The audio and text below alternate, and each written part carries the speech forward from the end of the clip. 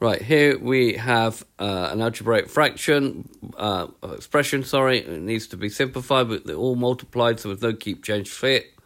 So we'll write that down. Write each term down. Right, so the technique is, if we don't have to keep, change, fit, is to factorize. Right, the first two terms, there is no common factor, so we'll just write down those down. Here, there's a common factor of x, so we get x brackets x minus 5. Here, we have the difference of two squares, a squared minus b squared, which is a plus b, a minus b. So this comes down to x plus 6, x minus 6. This is something you just need to learn really, really well and be able to apply it. The common factor is 7 here.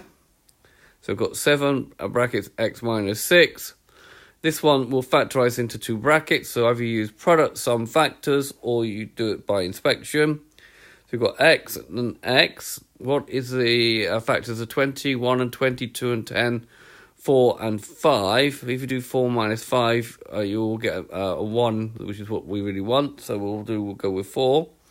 We want minus 5 plus 4 will give me the minus 1x in the middle. Okay, the next technique is to cancel. So we'll cancel as far as we can go. So x plus 6 cancels. There's one x here will cancel, but then that will cancel out. Remember, it's only one x. And then there's an x minus 5 that cancels. And then there's an x minus 6 cancels. So what have we got in the numerator? We just got a left of 7. In the denominator, we've got an x times x plus 4.